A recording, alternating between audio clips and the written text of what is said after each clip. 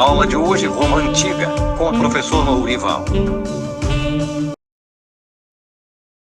Olá pessoal, como é que vocês estão? Espero que estejam todos bem. Bom, a nossa aula de hoje é sobre uma das nossas heranças ocidentais, da formação do mundo ocidental, da chamada Antiguidade Clássica ou Antiguidade Ocidental, e agora falaremos sobre a Roma Antiga. Falamos primeiro da Grécia e agora de Roma, que deixou um legado imprescindível para o mundo em que vivemos hoje. Roma, hoje é apenas uma cidade da Itália. Fica no Mar Mediterrâneo, e durante o Império Romano, o Mar Mediterrâneo foi chamado de Mare Nostrum dos romanos, porque era a principal passagem de mercadorias e também de conquistas. No auge do Império Romano, dominaram todos os povos que eram banhados pelo Mar Mediterrâneo. Roma é muito famosa hoje pelos seus monumentos históricos de milhares de anos. Muitos turistas se dirigem à cidade de Roma hoje. Aí está as ruínas do antigo Fórum Romano, e principalmente o Coliseu, que era o que eles chamavam de o Circo Romano, né, onde os gladiadores se enfrentavam. A Sociedade Romana.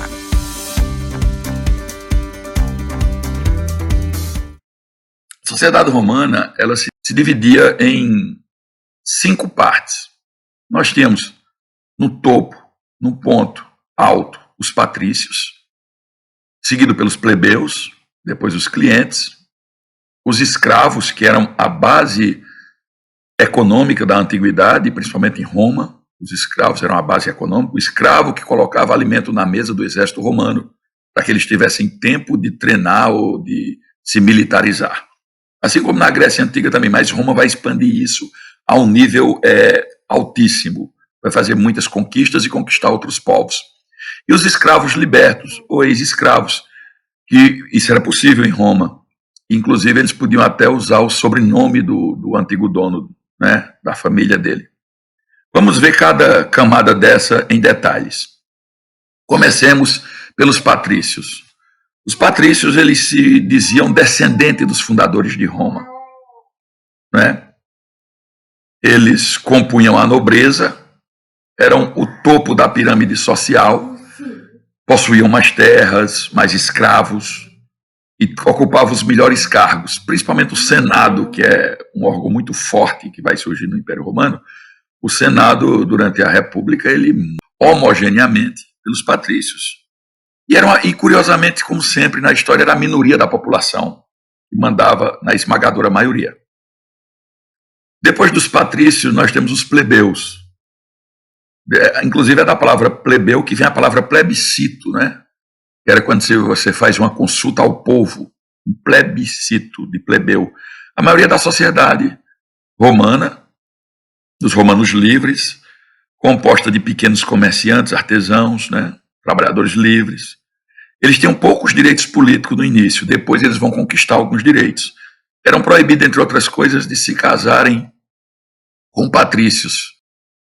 Bom, temos aqui os clientes, que é uma camada curiosa. Embora livres, eram presos aos patrícios porque eles deviam favores. Então tinha um laço de dependência muito grande desses patrícios. Costumava geralmente ser estrangeiros ou refugiados pobres, tinham esse apoio econômico e jurídico, né, dos patrícios, e deviam favores até em questões militares. E por último, e a base econômica da sociedade romana, os escravos. Eu coloquei o gladiador aí porque os gladiadores também eram escravos, apesar de serem ídolos em suas épocas por muitos, mas também eram escravos. Agora, uma questão muito importante para o aluno do ensino médio entender e para a sociedade entender. Não havia, e está muito latente hoje essa discussão, a questão racial, esse câncer da humanidade que é o racismo, não estava envolvido na questão da escravatura na antiguidade. Muito pelo contrário, assim, o escravo ele era adquirido ou por guerra, derrotado em guerra, ou por dívida. E nem todo escravo era braçal, né? Não, os escravos não eram considerados cidadãos, obviamente, por não serem livres, podiam viver e praticar sua cultura, e podiam comprar sua liberdade. Isso era mais comum entre os escravos urbanos, que faziam biscates, bicos, quando o seu senhor deixava, e ele podia acumular dinheiro e comprar sua liberdade. Os libertos poderiam adquirir a cidadania romana e herdar o sobrenome da família do senhor, como eu falei anteriormente. Agora, não pensem com isso que a vida do escravo também era uma beleza. Claro que não, só ter tolhido sua liberdade já não é uma coisa legal. Os gladiadores eram escravos, como eu falei. Eles podiam também adquirir sua liberdade através de lutas na arena. Tem um filme clássico de 2000 com o Russell Crowe, Gladiador, ganhador do Oscar daquele ano, muito bom sobre essa temática que vocês podem ver. Era um general romano fictício que se torna um escravo, e um escravo que se torna um gladiador e que desafia o imperador. É muito interessante esse filme e um dos melhores filmes sobre a Roma Antiga. Eu aconselho vocês a darem uma olhada se puderem. As origens de Roma. As origens de Roma têm duas explicações. Nós temos uma explicação mitológica, ligada a essa figura que aparece aqui antes. Ó. São duas crianças gêmeas mamando numa loba, uma coisa estranha, né, para os dias de hoje, mas faz parte da lenda. Roma nasceu, na verdade, de uma pequena aldeia. Uma aldeia... É impressionante você perceber como é a história. Uma pequena aldeia rural que se tornou no maior império já visto na história e que durou 500 anos esse império. Ali na Península Itálica, como eu já mostrei para vocês. A explicação mitológica ela está no livro do poeta Virgílio. Eu já expliquei isso na Grécia Antiga. Antes dos historiadores existirem, eram os poetas que narravam a história. Então tem um livro do Virgílio chamado Eneida, em que ele descreve que o Enéas, um herói troiano, ao fugir da guerra de Troia para a Itália, depois que foram derrotados em 1400 a.C., teria tido 2 filhos, Rômulo e Remo, descendentes de Enéas, que durante uma traição ao rei Enéas, para salvar seus filhos, teriam sido jogados no rio Tibre, por ordem de Amúlio, o usurpador do trono, ele que quer acabar com as crianças, não tendo coragem de matá-las, jogam no rio. Essas crianças teriam sido recolhidas por uma loba, teria amamentado esses bebês, e eles teriam sobrevivido, e depois um camponês teria encontrado, criado eles teriam voltado, destronado Amúlio, que traiu o pai deles, e fundaram Roma em 753 a.C. Rômulo teria matado seu irmão Remo e se transformado no primeiro rei de Roma. Essa é a história mitológica, né? A lenda.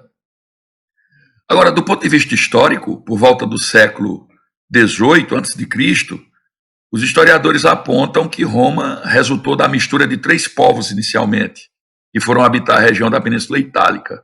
Os gregos, que é muito próximo ali da Itália, os etruscos e os italiotas, que vão dar não só origem à palavra Itália, como também a língua que vai ser falada, o latim, porque os italiotas se dividiam em latinos, sabinos, entre outros. Eu botei os principais.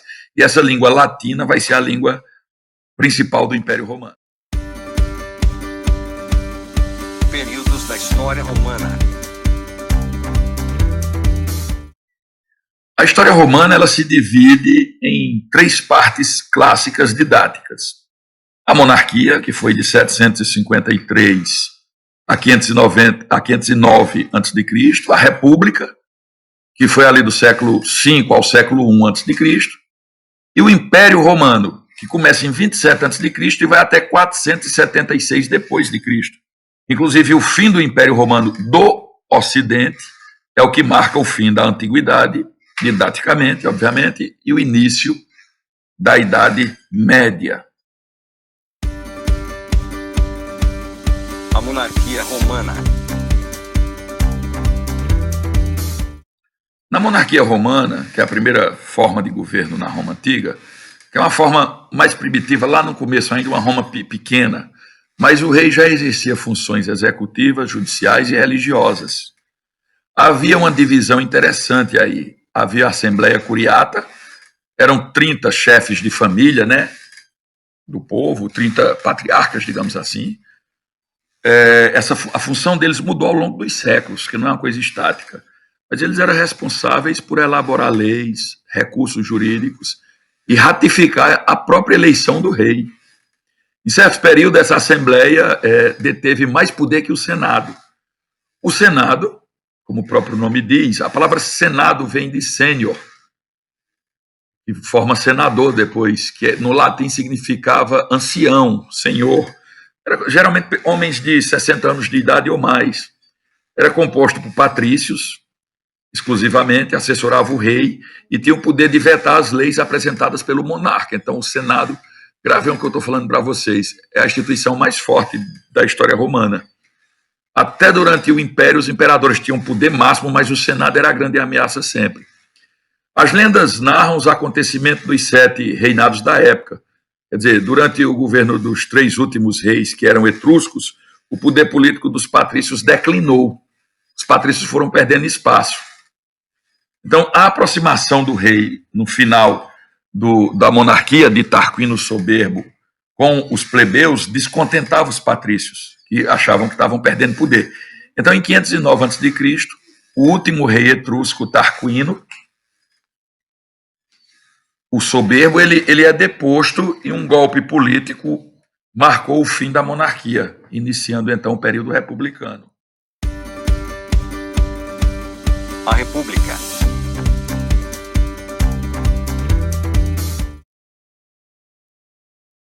A República, ela se inicia em 509 e vai até 27 a.C., como eu falei. Ela, na verdade, é a afirmação do Senado como órgão de maior poder político, né? Os patrícios dominam a cena política. O poder executivo ele fica na mão de magistrados, um tempo específico para governar Roma, mas quem manda de fato por trás é o Senado.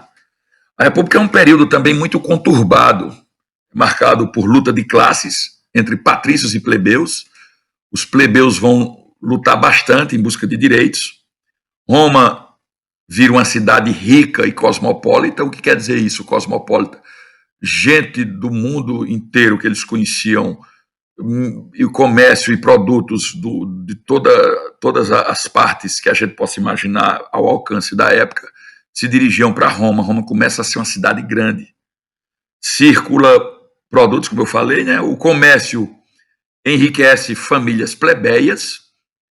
Essas famílias plebeias passam também, as famílias plebeias ricas passam a fazer parte de uma nobreza e passam a ocupar cargos da magistratura que antes eram destinados exclusivamente aos patrícios. Para conquistar o voto dos mais humildes, porque tem eleições, né? Eles vão criar o que ficou conhecido como política do pão e circo. O que era essa política do pão e circo? Eles distribuíam esmolas e organizavam grandes festas e espetáculos. É aí que surge os gladiadores nas arenas, que é para divertir as massas, divertir as pessoas e manter a mente delas longe da política. Essa imagem, inclusive, é do filme que eu citei para vocês, Gladiador, de 2000. Filme muito bom, assistam. A República, ela também vai entrar em crise. A nobreza cada vez mais ricos, pobres endividados, forçam um êxodo rural muito grande. As pessoas vão para as cidades e inflam Roma, desigualdades sociais aparecem, há um crescimento populacional enorme, né? Isso é uma bolha que vai explodir. Então, começa uma primeira luta por reforma agrária. Essas estátuas são dos irmãos Graco, Tibério e Caio Graco, né? Eles defendem mudanças sociais, vão inclusive se tornar tribunos da plebe, que é um dos cargos que foi conseguido com as revoltas dos plebeus, eleger plebeus, que eram chamados tribunos da plebe, para lutar pelos direitos dos plebeus. Tibério se torna um tribuno da plebe, defende uma reforma agrária, quer dizer, uma distribuição de terras entre as pessoas mais pobres, para solucionar o êxodo rural. Os senadores donos dos grandes latifúndios, quer dizer, das grandes propriedades de terra em Roma, então decidem assassinar Tibério. Tibério é perseguido e é assassinado com mais 3.000 seguidores. Depois teremos, em 124 a.C., o irmão dele também sendo eleito tribuno da plebe. Ele vai se basear na ideia de democracia grega e defender poder de decisão fosse transferido do Senado para assembleias populares, que as pessoas participassem da política. Ele é também atacado por forças do Senado, cercado em 121 a.C., ele comete suicídio com a ajuda de seu escravo. Morre com ele mais de 3.000 apoiadores. A morte de Caio Graco provoca conflitos que vai durar anos depois, que culminaria numa guerra civil de quase um século, com períodos de trégua. Isso é um quadro renascentista de quando ele teria cometido suicídio. Veja que é um quadro bem icônico, né? Os romanos chegando para matá-lo, ele com a espada e um escravo o apoiando. Os militares no poder. Aqui vai começar uma disputa militar pelo poder. Para desviar a atenção dos problemas internos, o que é que o Senado vai fazer? Estimula a guerra de expansão. Vamos conquistar mais povos. Aí começa a crescer o Império Romano. Os militares ganham prestígio. Entre os militares que ganham prestígio, destaca-se essa figura dessa estátua, Júlio César e Marco Licínio. Mas Júlio César foi o mais famoso. Júlio César foi tão importante que depois dele, todos os imperadores romanos se chamavam Césares. César passou a ser sinônimo de imperador, apesar de Júlio César não ter sido o primeiro imperador, né? O primeiro foi Augusto. Criaram um triunvirato, quer dizer, 3 pessoas governando ao mesmo tempo, e com o tempo Júlio César derrota os outros 2 e passa a governar sozinho. Ele ganha o título de ditador vitalício do Senado. Júlio César representa a personificação do poder acima de todas as instituições. Ele era cônsul, quer dizer que governava, pontífice máximo, quer dizer um sumo sacerdote, e supremo comandante militar. Ele concentra quase todos os poderes em suas mãos. Ele vai distribuir terra para 80.000 pessoas, né? Exige que os pecuaristas contratem 1/3 de empregados livres, né, de cidadania romana, para combater o desemprego. O Senado acha que ele queira ser um novo rei e voltar à monarquia e acabar com a república. Então, no dia 15 de março, eles marcam a sessão no Senado, chamam Júlio César, 60 senadores o cercam e ele é apunhalado, morto a golpes de facadas. E após a morte de Júlio César, cria um novo triunvirato com Marco Antônio Leopoldo e Caio Otávio, que era sobrinho adotivo de Júlio César. E após conflitos violentos, os 3 em 27 a.C., Caio Otávio se torna sozinho o senhor absoluto de Roma, dando início ao maior império que o mundo já viu e se torna o primeiro imperador. As conquistas dos plebeus. Bom, agora vamos dar uma olhada nas conquistas dos plebeus no período da monarquia. O tribuno da plebe, o tribuno do povo, era uma magistratura, quer dizer, um cargo instituído durante a República. Quer dizer, você tinha um representante dos plebeus eleito pelos plebeus para o mandato de 1 ano. Eles representavam os cidadãos de todas as classes, exceto os patrícios. Outra conquista, a Lei das 12 Tábuas. Garantiu o fim da escravidão por dívidas. Os plebeus passaram a participar da política com eleições dos tribunos da plebe. Depois a Lei da Canuleia, que acabou com aquela proibição do casamento entre patrícios e plebeus. Os filhos nascidos dessa união deveriam seguir a condição do pai. As leis licínias, ou licínia. Um dos 2 cônsules, né, deveria ser um plebeu, que era quem governava Roma. O Império Romano. Bom, agora entramos no Império, que é a fase mais poderosa, de maior conquista de Roma. No século IV, veja, Roma, a cidade de Roma tinha 1 milhão de habitantes. Era muita gente para a antiguidade, muita gente. E o império, quer dizer, as outras regiões que eles conquistam, que dominaram, que o império é isso, você tem um reino que domina outros reinos. Isso é um império. O império tinha entre 50 e 90 milhões de habitantes. Se você pensar que a população mundial daquela época era bem menor que a de hoje, é muita gente. Caio Otávio foi o primeiro imperador. Passou a chamar-se Otávio Augusto. Por quê? São títulos nobiliárquicos, de nobreza. Vamos entender isso. Primeiro, olha o tamanho do Império Romano no auge. Realmente, o mar Mediterrâneo era deles. Eles dominavam desde a Mesopotâmia, passando pelo o norte da África, do Egito à Mauritânia, pegando a Península Ibérica, até onde hoje é a Inglaterra, que é uma ilha na Bretanha. Todos esses locais hoje, você encontra ruínas romanas. Em 27 a.C., o Senado atribui a Augusto os títulos de Augusto, quer dizer, majestoso, venerável, sublime, De príncipe, o primeiro, príncipe vem de primeiro, o mais ilustre entre os senadores, o primeiro que fala. E o exército aclama ele como imperador, quer dizer, o soberano supremo. Augusto governou por 4 décadas, o Coliseu foi construído na gestão dele. Após a morte de Augusto, em 14 depois de Cristo, conspirações e assassinato é o que vai ter. Calígula, que era conhecido como louco, condenou à morte inúmeras pessoas, confiscou bens e concedeu a honraria a seu cavalo, Incitatus, né, a quem ele pretendia tornar cônsul, o próprio cavalo. Ficou conhecido como o imperador louco. Acabou assassinado, foi sucedido por seu tio Cláudio, que morreu envenenado pela própria esposa, para que Nero, filho dela, de outro casamento, assumisse o trono. Olha que confusão. Nero depois assassina a própria mãe, reprime violentamente uma nova religião que surgia, o cristianismo.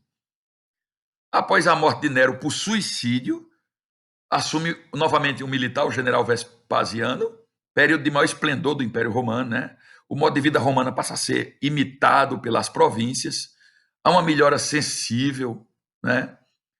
Um período de calmaria conhecido como Pax Romana, quer dizer, a paz romana. Os romanos dominam tudo, então, e para de ter luta interna, é uma paz imposta a outros povos, né?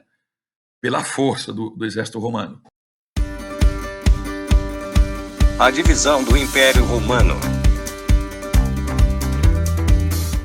No final do século III a.C., o imperador Diocleciano já havia criado o que ele chamou de tetrarquia, quer dizer, 4 governantes em 4 regiões. Constantino unifica de novo e cria uma nova capital para Roma, que ele vai batizar com o seu próprio nome, Constantinopla, que hoje fica na Turquia. E em 395, Teodósio vai dividir o Império Romano do Ocidente, com capital em Roma, este que estamos falando que cai, e o Império Romano do Oriente, que vai se chamar Império Bizantino, com capital em Constantinopla, que antigamente se chamava Bizâncio. Essa divisão aí, ela já existe quando os bárbaros entram, e o que os bárbaros vão invadir é, na verdade, o Império Romano do Ocidente. Fim do Império Romano do Ocidente. O fim do Império Romano. O fim do Império Romano é causado por crise econômica, corrupção, sucessivos golpes, vários problemas internos. O século III houve grande sucessão de imperadores, uma instabilidade política enorme.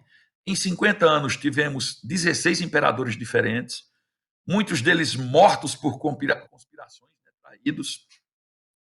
E ao fim da expansão territorial, Roma fica tão grande que não tem mais como se expandir e manter aquelas fronteiras, né? E diminui os escravos com as guerras.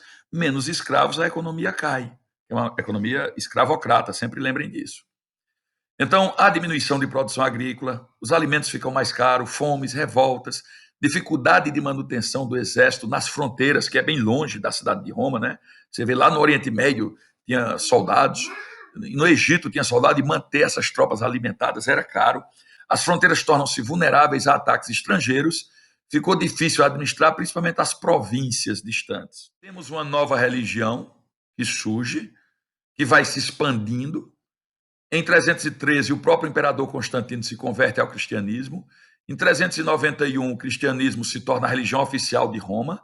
De religião perseguida, ela torna-se uma religião perseguidora dos que elas chamam de pagãos. A igreja cristã começa a ganhar força a partir daí, do século IV, e vai ter o auge de seu poder durante toda a Idade Média, não é? E, por último, os bárbaros, que significa estrangeiro, aquelas pessoas que não falavam latim, moravam fora das fronteiras e que vão entrar e invadir o Império Romano, que já estava decadente, né? Os bárbaros vêm como um golpe final. Há tentativas, os bárbaros são principalmente germânicos, divididos entre visigodos, ostrogodos, érulos, ângulos, etc. São empurrados pelos hunos, um povo que vem da Ásia, e é muito temido e empurra esses bárbaros germanos ou germânicos para dentro do Império Romano, que é um processo longo que culmina em 476, com a destituição do último imperador romano, Rômulo Augusto, pelo rei germânico Odoacro. O legado da cultura romana. O que é que os romanos deixaram de herança para nós? Aí eu coloco algumas fotos para vocês darem uma olhada. Ali em cima são os Arcos da Lapa, no Rio de Janeiro, um cartão postal do Rio de Janeiro. Isso é um aqueduto romano construído na época do Dom Pedro II, no Rio de Janeiro. Então, a arquitetura romana, no século XIX, no Brasil, ainda era reproduzida e até hoje é reproduzido. Se a gente prestar atenção a alguns tribunais, algumas lojas maçônicas e principalmente muitas igrejas, copiam o modelo greco-romano na arquitetura. Aí um martelo de tribunal, o direito romano é um legado importantíssimo para os nossos dias, e ali embaixo o teatro. Bom, vamos dar uma olhada no legado, quer dizer, a cultura clássico greco-romana são a base da cultura do Ocidente. Do latim surgiram francês, português, espanhol, italiano, entre outros. Álibi, quer dizer, em outro lugar, quer dizer, eu estava em outro lugar. Quando a justiça pede para que alguém responda em liberdade, pede-se um habeas corpus, que é do latim, que quer dizer que tenha o seu corpo, que o corpo seja seu, não fique preso. O calendário ocidental, esse calendário que a gente usa hoje, o calendário cristão, é isso que temos sobre o Império Romano. Espero que tenham gostado e bons estudos a todos.